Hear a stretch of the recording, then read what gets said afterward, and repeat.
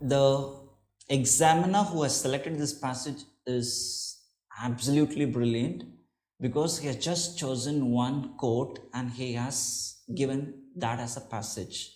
Whoever has taken this passage, judging on the size of the passage, nearly underestimating as just 2 sentences, and I could find easily the answer, would have really felt the rigor of reading comprehension. It's quite challenging, though it's quite small. With reference to the above passage, which of the following statements are correct? Preferably, I like to take you to the passage and then come back to the statements presented here. This is the quote: "The social order is a sacred right, which is the basis of all other rights. Nevertheless, this right does not come from nature and must therefore be founded on conventions." For you to understand this quote better, preferably you could try to get the second sentence and then you can move to the first sentence. Nevertheless, this right does not come from nature. This right, which right? The social order is a sacred right. So the author refers to this as the one. Okay. So this right does not come from nature. Right of social order does not come from nature and must therefore be founded on conventions. Conventions means traditional practices. So from this, we can say for sure that conventions are the sources of rights of man. Yes, it's true. Second, rights of man can be exercised only when there is a social order. Of course, yes, the social order is a sacred right, which is the basis of all other rights. The author is definite in making this statement. He says he is the basis. Therefore, the second statement is also valid. Answer for this question is option C, both 1 and 2. In this passage, you would be analyzing the options at least twice because the options are much closer. The passage is based on the idea that, let's start with option A, man should not work hard. Probably this would tempt you to it as the right choice, but it is not so. Here the author is not talking about man working hard, whereas the point that he makes here is an excessive amount of labor is ruled today in every circle of society, with the result that man's spiritual element cannot thrive. He finds it very difficult to spend his little leisure in serious activities. So he's not saying that man should not work hard, rather he says there shouldn't be excessive amount of labor. Option A can be eliminated. Look at option B. The great evil of our age is overstrain. This has to be inferred. An excessive amount of labor does result in overstrain. Let's keep it for a while. Look at option C. Option C says man cannot think well. Can we say the passage is based on the idea that man cannot think well? It's absurd. The passage is based on the idea that man cannot care for his spiritual welfare. The idea that author trying to make here is, it's not that man cannot care for his spiritual welfare. In fact, what he says is an excessive amount of labor which is ruled today doesn't allow him to take care of his spiritual welfare. So answer is option B for this question. We have one more question, the same passage. Man does not seek self-improvement because we have a direct reference. You can try. He seeks not self-improvement but entertainment, which would enable him to be mentally idle and to forget his usual activities. Here the question is why he does not seek self-improvement. Let's go to the options. Man does not seek self-improvement because he is not intellectually capable. The author doesn't subscribe to this idea that man is incapable of doing something or is intellectually incapable. Option A is wrong. Look at option B.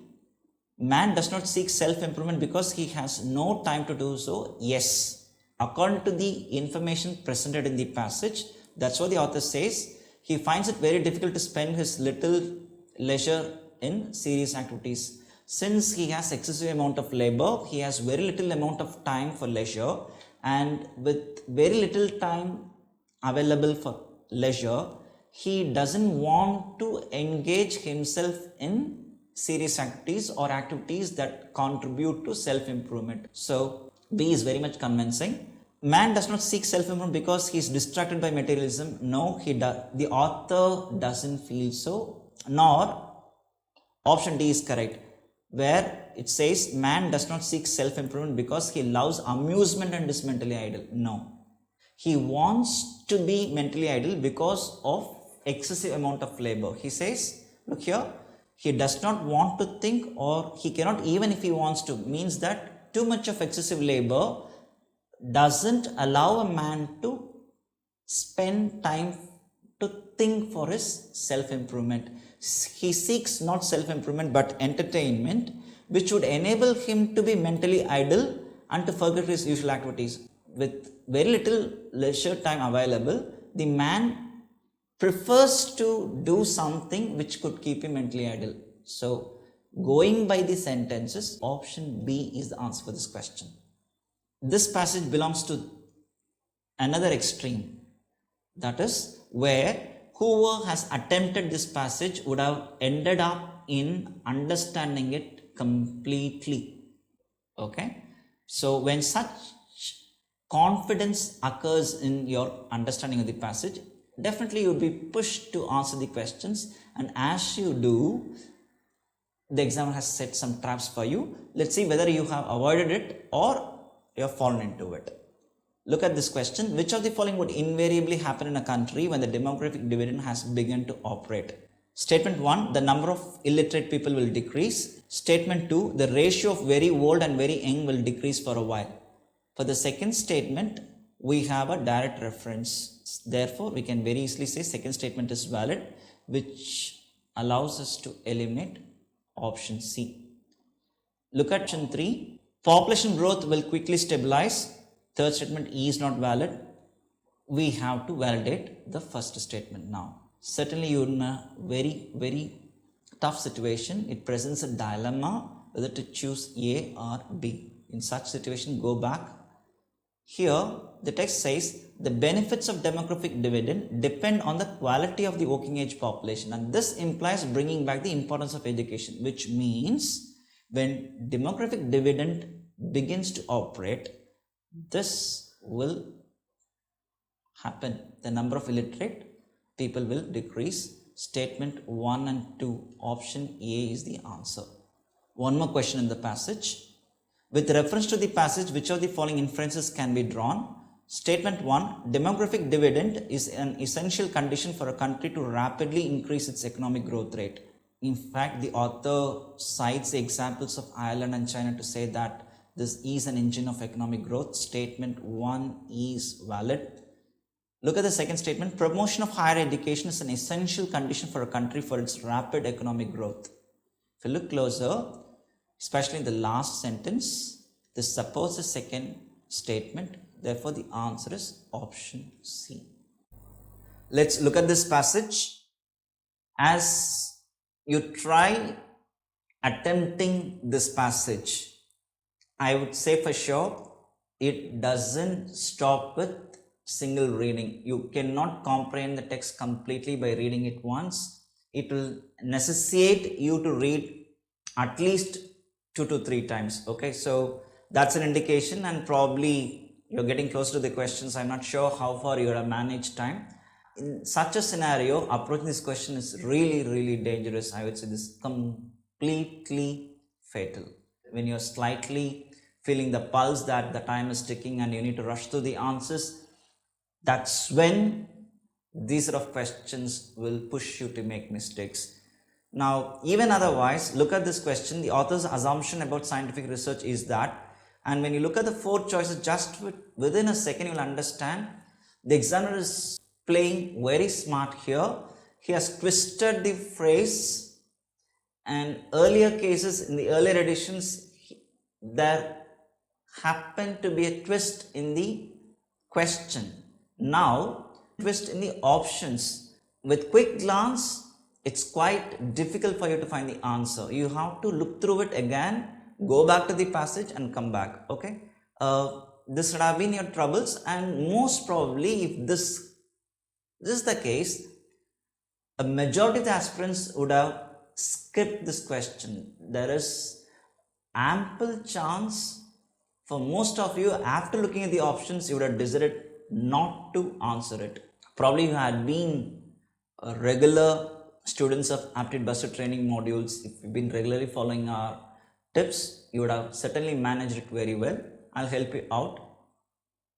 This entire question, the clue lies in this sentence. Scientific research is probably never completely valueless. Look at the way the author presents this idea. Scientific research is probably never completely valueless. He uses double negative here. Never completely valueless. What does it mean? Never completely valueless means it has some value. Please keep that in your mind. Never completely valueless means it has some value. Apply it on the options. Option A says it is never very valuable. B, C will come to it little later. Option D says it is always very valuable. When you read this sentence, we can say it for sure. The author considers scientific research has some value, which means we cannot completely take any of the extremes. He doesn't say it is not at all valuable, so we can't say it's never very valuable. A gets eliminated. Neither he says it is always valuable. Okay, so A and D gets eliminated. Most probably between B and C, you might have a dilemma to pick the choice because they are much closer. Option B says it is sometimes very valuable, and option C says it is never without some value. Which should you pick? Apparently they may mean the same, but actually it is not so. You have to read it, the entire keyword in the question. Scientific research is that it is sometimes very valuable. What does it mean? It means that the scientific research itself, or the majority of scientific research, is of not value, and only some of the scientific research is valuable. That is the meaning that it provides. So B is not the answer. Answer is option C, which says scientific research is that it is never without some value, means it always carries some value within it. And that's what the idea that author talks about. Answer is option C for this question. Well, the same passage has one more question, and this question is much more challenging than the previous one. According to the author, then you need to look at the options. Not many research results can be of value to an intelligent investigator. A research result is always valuable to an intelligent investigator. Any research result can be of value to an intelligent investigator. I don't want to read option D because research result, valuable, intelligent investigator. Examiner has tried his level best in twisting these options. I would say these are the maximum permutation combination that one can arrive at with the help of these words. So many twists. Unless you have a clear idea about what it is talking about, or unless you have understood the knack of picking it, you are caught. You will end up in losing your marks, guys. Look here, I'll try to get it from the text. However silly and insignificant it may seem, however mechanical and unintelligent the labors of the researchers, there is always a chance that the results may be of value. Always a chance that the results may be of value to the investigator of talent.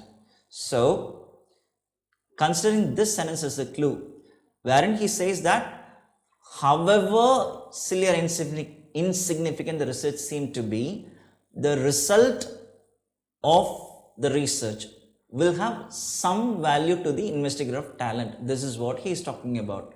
If you apply it on the options, option A says not many research results can be of value. He is not discriminating research results per se.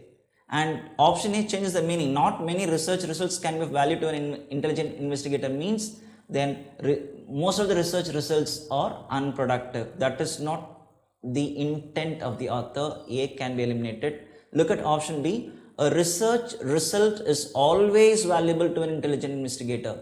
He says there is always a chance that may be of. In that case, we can't say it is always valuable. B gets eliminated. Look at option C. Any research result can be of value to an intelligent investigator. Going by this sentence again, there is always a chance the results may be of value. That's what he is talking about. C is much closer. Let's keep it. Option D. A research result must always be of some value. No, the author doesn't make that as a strong conclusion. He says that this is how it is, and if not so, he also points out to the other idea where when the research is not original, then he says the entire business becomes futile. Considering that case, D gets eliminated. Answer to this question is option C. I consider this passage to be an extremely challenging question because the author has stopped with presenting an idea and the question asks you to arrive at the solution. So there is a long gap between the text presented and what you're supposed to do based on the text given. Hence, I consider it to be extremely challenging. Which one of the following best reflects the practical, rational and lasting solution? Give a closer look to the key words in the question. The question asks you to find out practical, rational and lasting solution. Of course, you would have understood the passage much easily. The last line carries the clue. This skewed water availability has to be managed and regulated for its consumption. Keeping this in mind, first find out how many choices can be easily eliminated. Option A says constructing huge concrete storage tanks and canals across the country. As you read option A, sounds to be a convincing solution. Option B says changing the cropping patterns and farming practices. This we can easily eliminate it because we are talking about the overall consumption. So when you talk about overall consumption, it doesn't stop with farming practices and cropping patterns alone. It goes beyond that. Okay, that everyone knows. Option B alone can be eliminated. Look at option C, interlinking of rivers across the country. Once again, seems to be convincing. And option D says buffer stocking of water through dams and recharging aquifers. You've been prepared well for your paper 1, so I don't want to give you the meaning for the word aquifer, and I believe you know it. Aquifer means a sort of a surface which helps in preserving water, right? Okay, more about it, if you want it, you can go and Google it and find out. Anyone who have gone through the basics of geography would understand what aquifers means.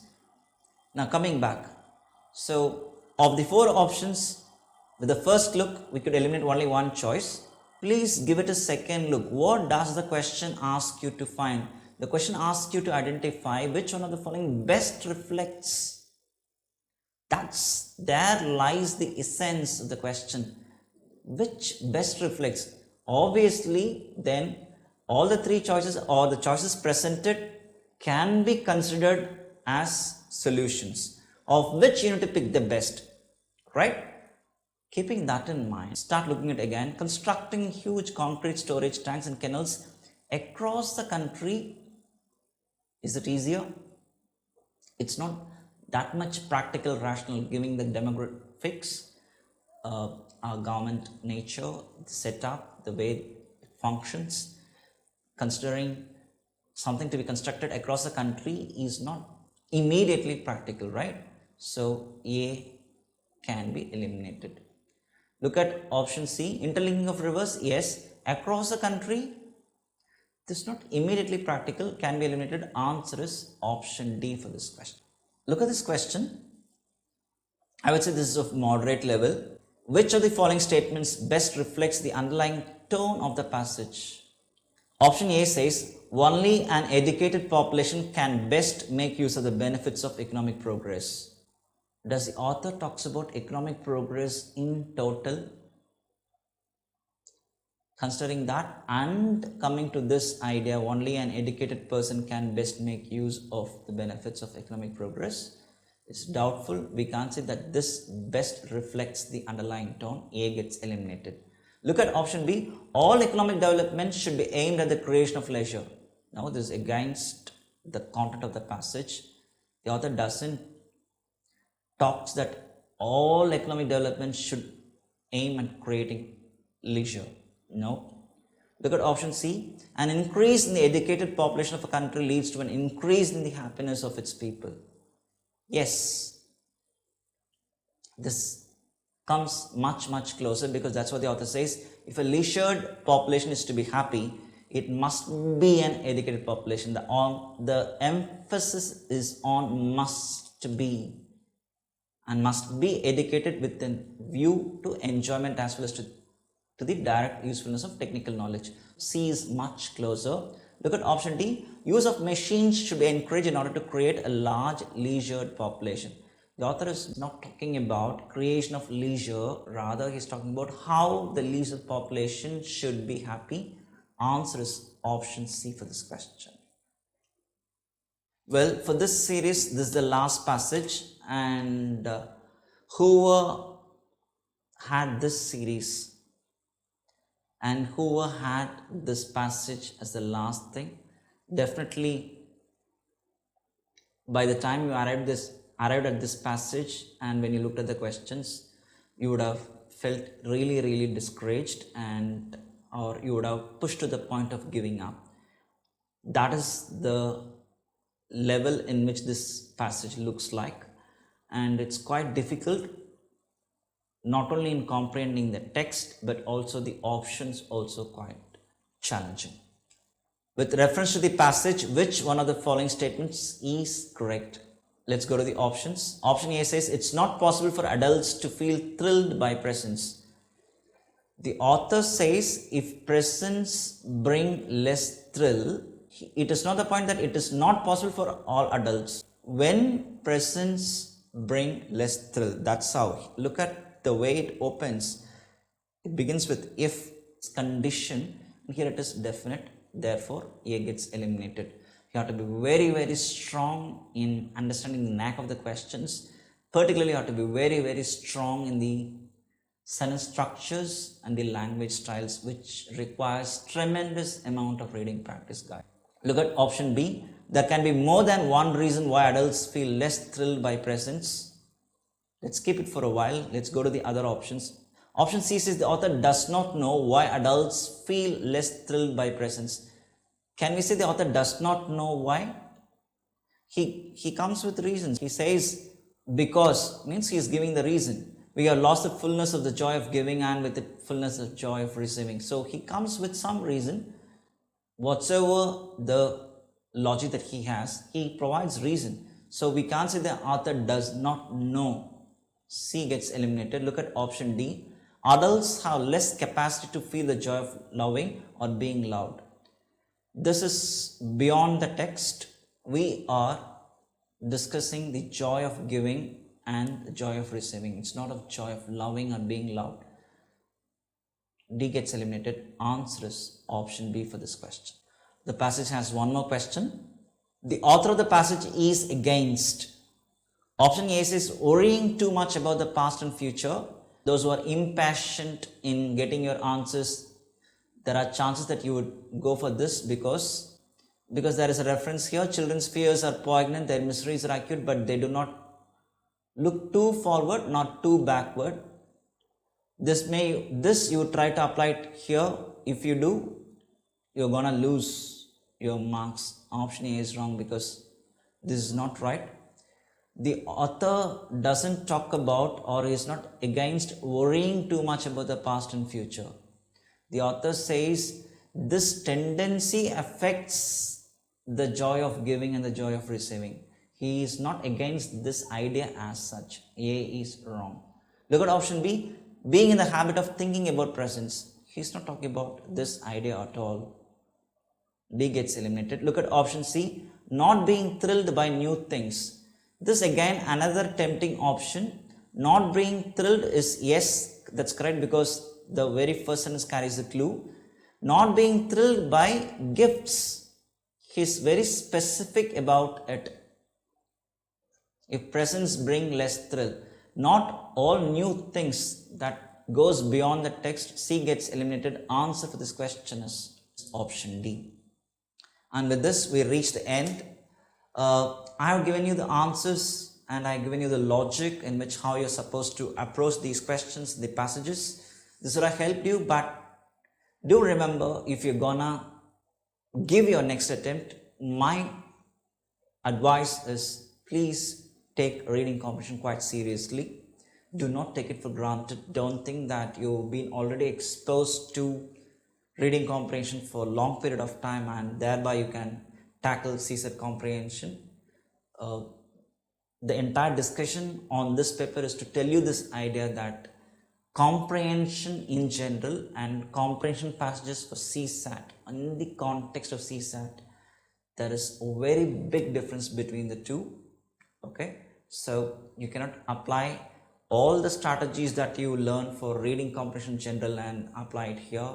It won't work. Okay, so in this context, I like to say that you please look at your video, you can look at our channel, and most importantly, you can download Aptitude Buster mobile app.